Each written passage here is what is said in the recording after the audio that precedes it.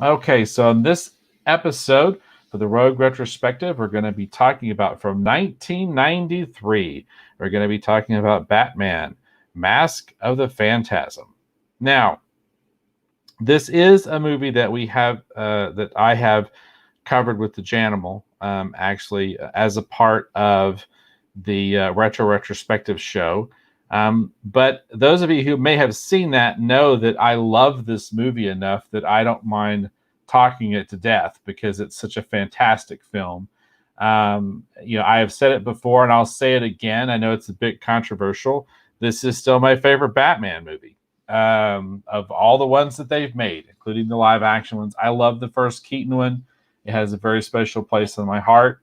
And I love the 66, the first one with Adam West, like all the Christian Bale, like all those movies are fun and great. And I love all of them. But this to me is still, for my money anyway, and in my opinion, this is still the best Batman film that we have gotten. So I'm going to read the synopsis here on IMDb real quickly, and then we're going to start off by doing, of course, to do a retrospective, you have to start off by talking about how you first saw or heard about the film. Then we're going to talk about our initial impressions back in the day.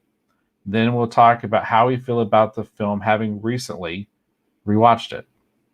So off of IMDb, and all of the summaries for this movie suck, by the way, but we're just going to do the one that's on IMDb because at least it's short. This is Batman is wrongly implicated in a series of murders of mob bosses actually done by a new vigilante assassin. So this film, of course, on the cast stars Kevin Conroy as Batman, Dana Delaney, Hart Bachner, Stacy Keach, Abe Vigoda, Dick Miller, John Ryan. I could keep going. Ephraim Zimbalist Jr., Bob Hastings, and of course Mark Hamill as the Joker. Just a fantastic, fantastic cast, just top to bottom on the voice talent side. The directors for this include Eric Radomski, Bruce Timm, and let's see here. I didn't realize I had so many directing credits. I think because a lot of these actually did storyboards for it. But Eric Radomski, Bruce Timm, Kevin Altieri, Boyd Kirkland, Frank Parr, and Dan Reba. And it does say sequence directors, so I think that's because they actually boarded a lot of the sequences in the animated film. The writers, they're giving a credit here to Bob Kane. Of course, we're also going to nod to the word of Mr. Bill Finger, even though they do not. Alan Burnett is credited with the story and the screenplay. Paul Dini is also co-created on the screenplay, as well as Marty Pasco, who recently passed away, who we covered here on the show, and someone who I actually was talking to Eric about, Eric last episode, Michael Reeves, actually is also credited with the screenplay. Mike Reeves is one of my favorite animation writers. So how did I first hear about this? Well, my friends are really excited about it. I've seen a lot of coverage in Comics Scene magazine. And there was just a lot of excitement surrounding this film. I did actually go and see this in the movie theaters with some of my friends from high school. And we all quite loved the film. I remember at the time really, really thoroughly enjoying it. And this film is very unique because it gives us a unique look into Batman's sort of early years, which is interesting, and kind of gives us some really important and monumental turning points in his story, at least as far as the Batman animated universe. If you want to use the multiverse idea, the Batman animated universe exists. I highly, highly recommend this film. We'll get into spoilers here probably in a bit, but I can't recommend this film enough. If you have not seen Batman Mask of the Phantasm, I do not know why you have not seen it.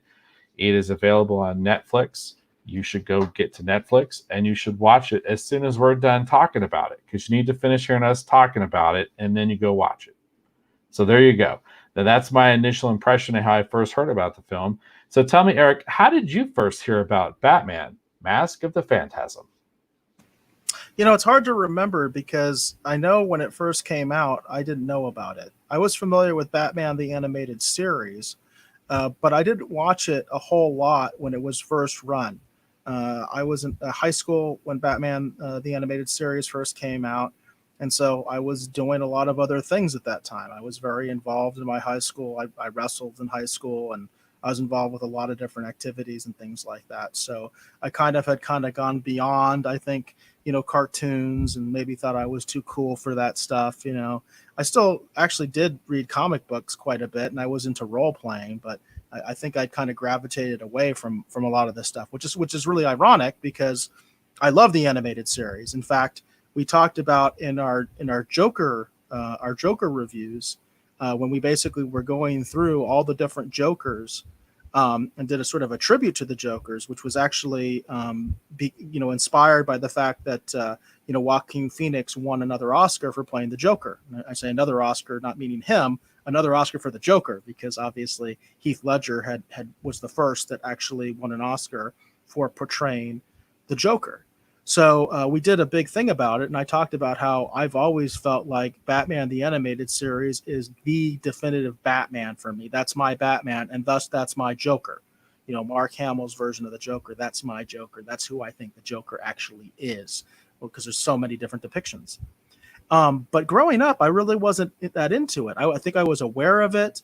I recall having a friend that was kind of into it, so maybe I saw like an episode here and there. But this movie wasn't on my radar at all. And I think part of that is because, to be honest, the movie was a box office bomb. It did not do well in the theaters. It's actually surprising to me that you saw it in the theater, Dave, because I barely remember it being in the theaters. And I think I remember seeing a movie poster for like a week, and then it was gone. So it's kind of funny in that regard, because I do think that it's a very well regarded film now, but it didn't do very well in the theaters. And I can talk later on as we talk about viewing it today. I can say why. I think I know exactly why it didn't do very well in theaters. But I didn't know anything about it when it really first came out. I had some vague knowledge of the series. I'd watched maybe a few episodes. I maybe saw the movie poster, as I mentioned, at the movie theater for a week, and then it was gone. So it kind of just went on the shelf of my brain, and I kind of forgot about it. Well, fast forward just a couple years, when I was like in my very early 20s, maybe even late teens, I got a roommate who was an artist and a big comic book fan. In fact, he was the first person I collaborated with and actually did an independent comic book with. And he loved all this stuff. And he had tons of the videos. I think back then it was still, a lot of it was VHS. I think we're just barely starting to transition into DVD at that time. And I believe he was the one who had a copy of this movie.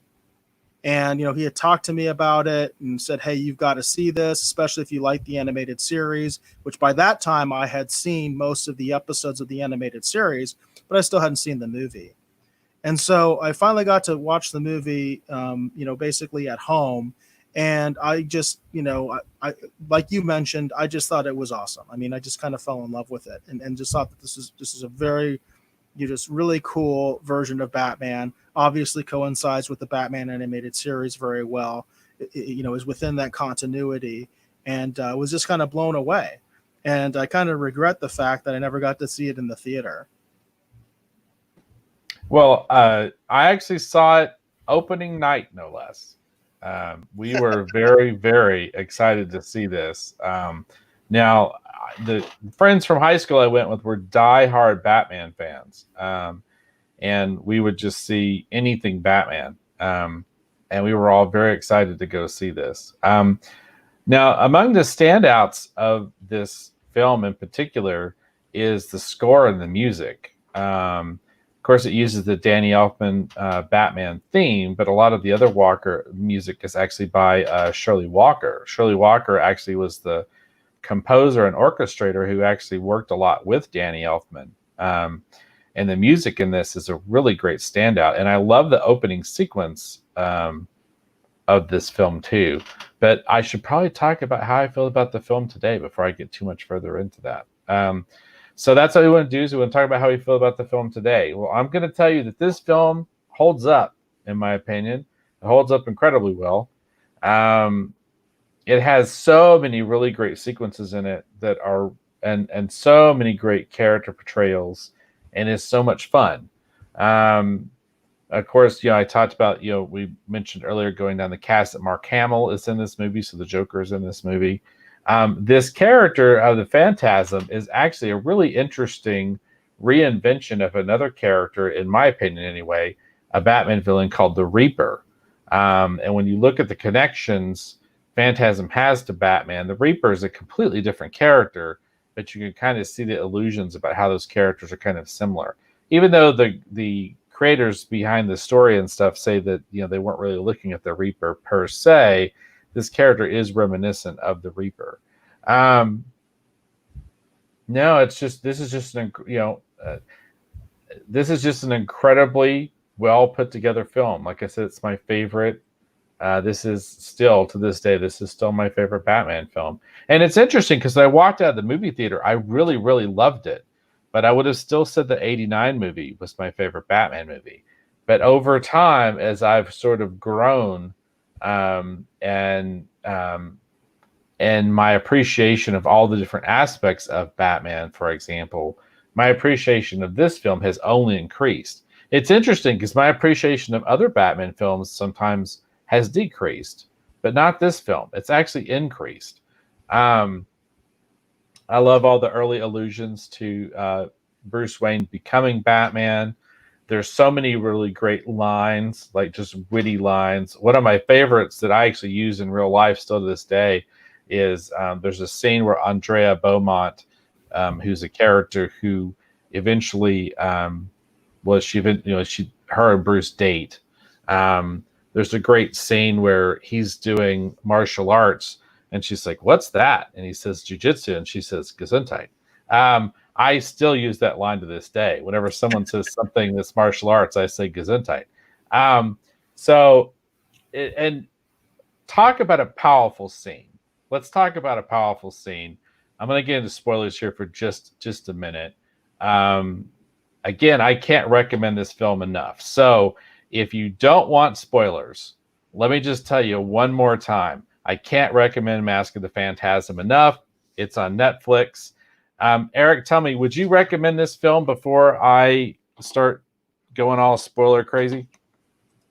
Oh, I thought you were going to reveal the spoiler. But anyway, well, yeah, I mean, I agree with you. I really enjoy watching this film. I watched yesterday on Netflix, and it really does stand up. It's a really interesting story. It's a great Batman story, but it's just a good story overall. It's compelling. It's interesting.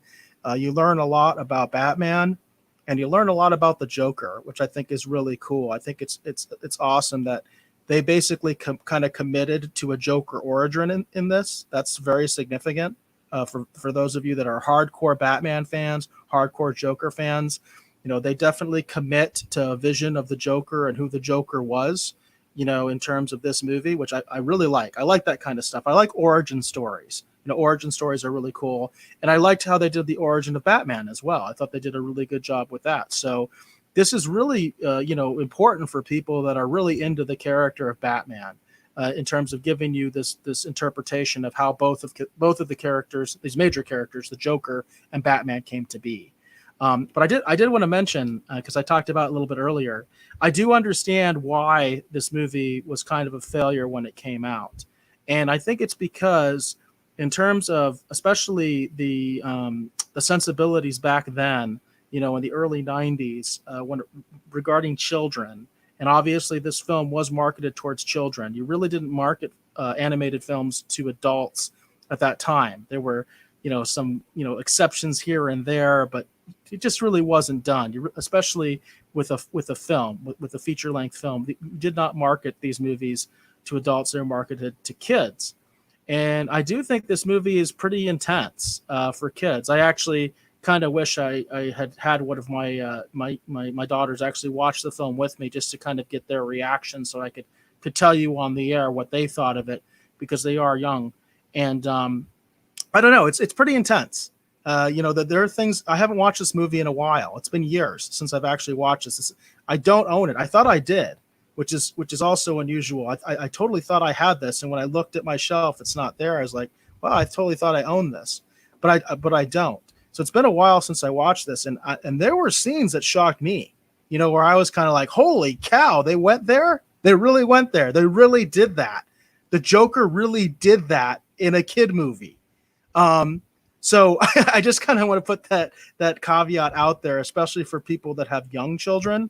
I don't know if you might want to watch this movie first, especially if you're a Batman fan. Go ahead and watch it first, and then decide whether you want to show it to the kids or not, because it is very intense. It's an intense movie. And by the way, Dave, I think that's why, in a lot of ways, as you get older, it kind of grows on you more. It kind of has the opposite effect that a lot of other animated films have, especially ones marketed to children, where, a lot of movies you'll look back on as an adult and it'll be kind of like, oh, that was kind of cheesy.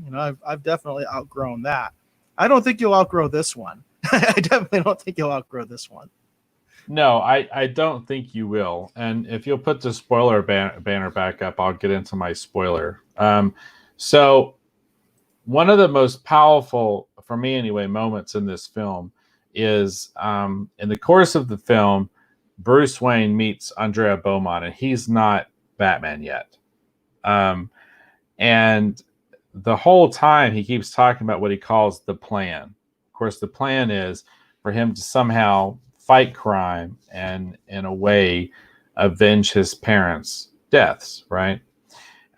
There's a really, really powerful scene in this movie where Bruce, having gone out and been dating Andrea, he goes to his parents' gravesite, and it's raining, and there's lightning cracking in the background, and he drops to his knees, and he's basically pleading to his parents, at their monument, their marker, their grave.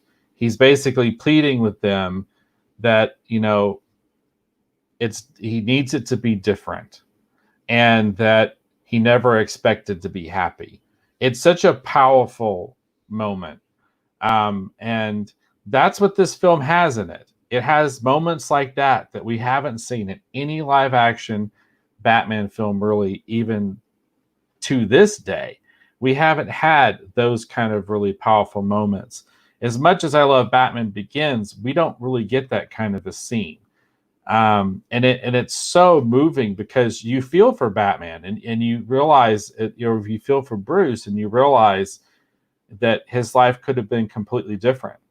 And then by the time that you get to the moment where he actually puts the outfit on for the first time, and then Alfred has that reaction, which is really great. It's like, oh my God, it's such a great moment, and it's so well earned. That's the thing that's really cool too. It's just this is just such an incredible Batman film. I can't recommend it enough. And it's interesting too how it's an origin story, but it also has a story that's taking place in the current time. We got multiple villains. Like, this movie does a whole bunch of stuff that everybody will tell you a movie can't do. This movie totally does it and pulls it off incredibly well. But I do still find it a little bit of a shock. And I think it's just because it's animated that this film hasn't caught on with more people. I really think it's because it's animated, people go, oh, it's a kid's cartoon, and it for whatever reason, people haven't really given this quite the shot that I think this film, in my personal opinion, deserves. So tell me, Eric, were there any particular moments from this film that you were kind of struck by? I know you mentioned there was some things with the Joker, but tell me, is there like one or two moments that when you think back, having just recently seen the film, you go, wow, that's really cool, or I can't believe they did that? Now that we're in spoilers, tell me what one or two of those moments were. Well, first of all, I always think of the moment you described. That's what defines the movie to me. In fact, I think that's why I forgot a lot of the other details of the movie, was because that scene is so intense to me and epitomizes who Batman is. And the fact that Batman is a person that is haunted by the death of his parents, and that's what motivates him. That's the core of what he's doing, why he's doing what he's doing. And it's also, part of his disposition and why he's kind of a grumpy guy and things like that, because, he is burdened by this trauma that he experienced as a child, and it just defines him. And that moment where he's pleading with his dead parents, like, hey, can't I just be happy and fall in love and marry this girl and just be like a normal guy? Well, no, you can't, Batman, because that wouldn't be Batman. That's not what Batman is.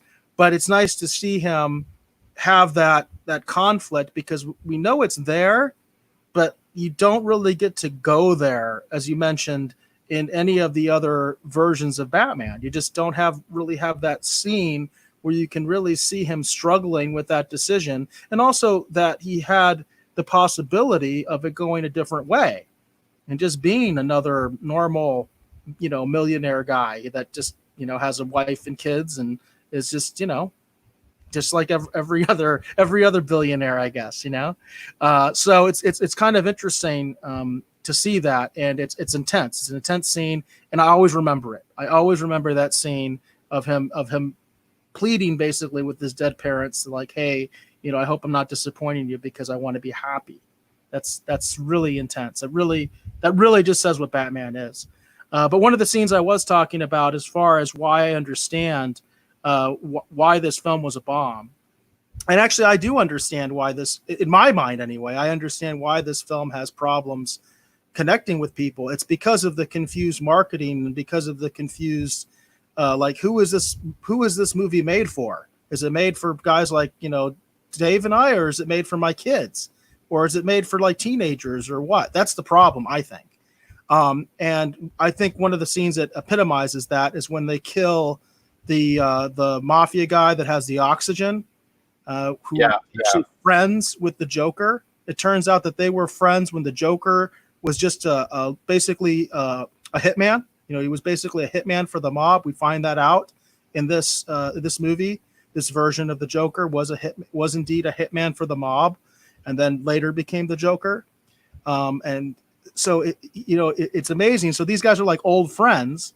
The guy even goes to the Joker for help because he thinks Batman is killing everybody, and the Joker is the one guy who can take on the Bat. He's the one guy who can take on the Joker. He's the greatest villain in the Batman Rogues Gallery. And I always argue that the reason that the Joker has not killed Batman is not because he's incapable. It's because he kind of loves the Batman in his crazy own way, and he would just never kill him. That's my argument that I always make, that the Joker probably could kill Batman, but he just would never do it. Just like Batman would never kill the Joker. That's how they parallel each other. That's just my take on it. But anyway, he kills the guy. And the way he kills the guy, he obviously did the laughing gas thing on him, and we see the image of him with his face in the twisted, the twisted Joker smile from the Joker laughing gas, and he tied a bomb to him to blow up the Phantasm character. It's really crazy. I did not remember that scene. And when I saw it, just yesterday, I was like, holy crap. You know what I mean? I had that kind of moment where I was all like, they really put this in a kid's movie? That's pretty intense. That would be intense in any movie. And it was just like, they really went there. They really did that. So that would be my kind of shocking moment. And then again, I would say that's why I kind of get why this film doesn't always sort of resonate well, because it's hard to fit it in the context of how we do films today in terms of marketing. Yeah, that's for sure, because it's an origin story. But at the same point, it's a contemporary bit of a mystery. I mean, I know some people solve the mystery before you really get too far into it. I mean, the clues are kind of all there. But along those same lines, like I said, this film does a lot of things that they say you can't do with a superhero film. You've got multiple villains. You have you're doing flashbacks. You're doing an origin story. A lot of people say the origin story is played out and no one cares for the origin story. But this film does all those things, and it does them incredibly well. And it has such an intensity to it, especially with the Joker. You were talking about the scene with Salvatore Valestra is one of the mobsters, and he needs help from the Joker, and he goes to him. Of course, the Joker's hiding out in what's the remnants of like the World's Fair, which is a fun sequence. But he grabs a hold of the Joker and he's pleading with him. He's like, you know what I'm talking about? Your hands are just as dirty as mine. They're dirtier. And then the Joker is super mega intense. And you just think he's going to kill him. And he's like, get your hands off me, old man. I don't know where they've been, and it's Mark Hamill's performance is so incredibly well done. And then there's these really amazing moments too with Mark Hamill's Joker where he thinks he's kind of escaped the second bad guy, and the character appears and he's like, uh-oh. And it's so funny. But then right after that, he's laughing maniacally. Everything is exploding and on fire. The second villain's expression is just one of total cold vengeance. Batman is trying to react to what's going on and get everything under control. And literally the world is on fire around them. And it is so amazingly well staged. It plays, and then the Joker's laughing maniacally, and it's funny, but at the same point too, you realize it's like, wow, how are they getting out of this? It's just, that's the thing. It's just this film is so well structured and it's so well put together, and it goes so many different places. It does so many different kinds. I mean, it's just, I can't recommend this film enough. I really can't. No matter how many, I mean, I watch this film like 2 or 3 times a year at least. I constantly have it on. And I was going to talk to the opening sequence. I love the opening sequence of this film. And it's a CGI model of the Batman animated, version of Gotham City. It's very Art Deco. And you're just kind of flying over the city as if you would be in the Bat plane or whatever. I mean, I imagine now for most people, they think of it as sort of like a drone, flying over the city. But we have the Batman theme, but they've actually given it words. Right. And the words are just, I think they're just in Latin or something. And I forget, I don't think the words actually mean anything in particular. But it's just so incredibly awesome and just terribly interesting and engaging. And it's so funny because it's something they never do again in any of the Batman films. Yeah, I can't recommend this film enough. And we could talk spoilers all night. I'm obviously avoiding the obvious one, which is who is the Phantasm. I think obviously most people have seen it and know who that is. But for those of you who haven't seen it, I don't want to give that away. I want you to experience this film and come to the same conclusion, because it makes the payoff even more powerful, in my opinion.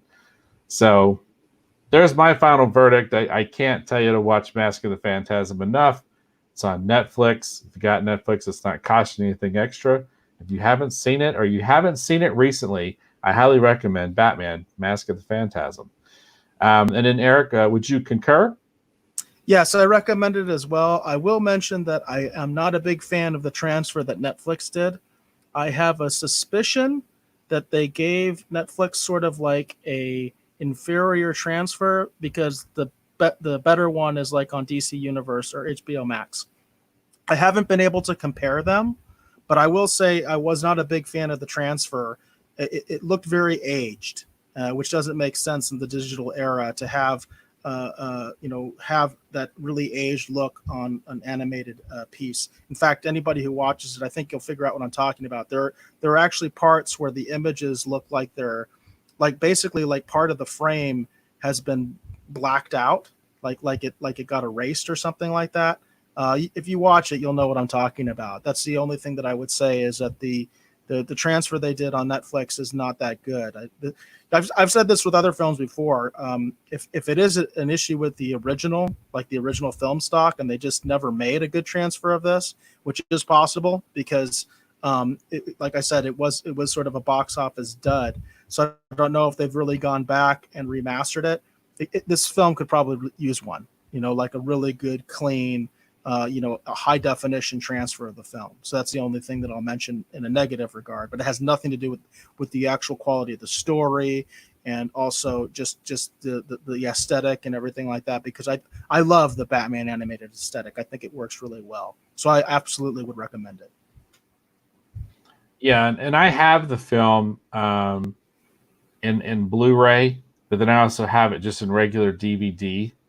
And then back in the day, I had it on VHS. I've owned this film in every format I think you can own it in, and I have actually watched it on DC Universe, and that version is nicer.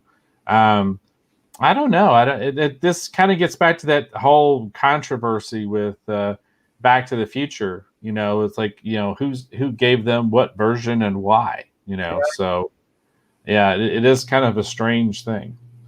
Kind of the same way as how this film ends with a song by Tia Carrere. That's also a bit of a strange thing. Yeah, there you go. But it's still interesting though. I quite like it. Quite like it.